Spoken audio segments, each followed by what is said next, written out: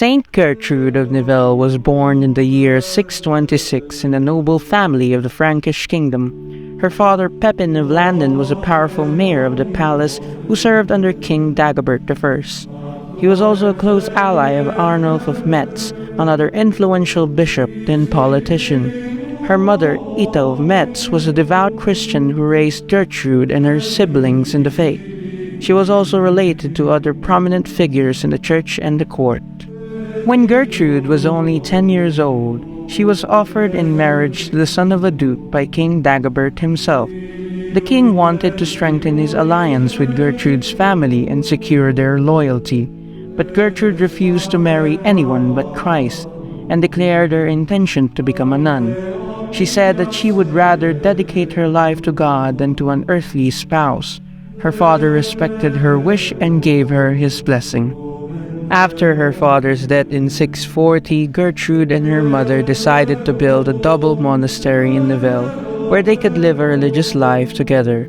They were joined by many other women and men who wanted to follow the example of piety and charity. Gertrude became the abbess of the women's monastery, while her mother oversaw the whole community.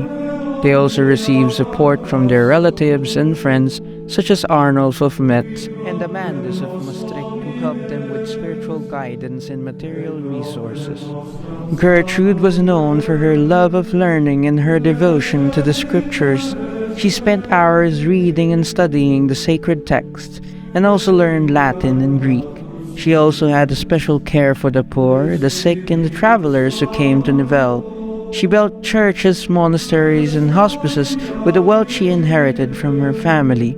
She also had a gift of healing and prophecy, and was revered by many people as a holy woman. One of the miracles attributed to Gertrude is that she saved some sailors from a storm and a sea monster by praying for them. The sailors were on their way to England to buy wool for the monastery's clothing. They encountered a fierce tempest and a huge creature that threatened to sink their ship. They invoked Gertrude's name and asked for her intercession. Suddenly, the storm calmed down and the monster disappeared. The sailors returned safely to Nivelles and thanked Gertrude for her help. Another miracle attributed to Gertrude is that she drove away mice and rats from her monastery and from the fields of the farmers. She had a compassion for all animals, but she also knew that rodents could cause diseases and destroy crops. She prayed to God to protect His creatures from harm and hunger, but also to keep them away from human dwellings and lands. She also blessed cats as a natural predator of mice and rats and encouraged people to keep them as pets. This is why she is often depicted with a cat in her arms or by her side, and why she is considered the patron saint of cats. Gertrude died on March 17, 659 at the age of 33. She had suffered from various illnesses for several years, but she never complained or lost her faith. She was buried in the church of Nivelles, where her relics are still venerated today.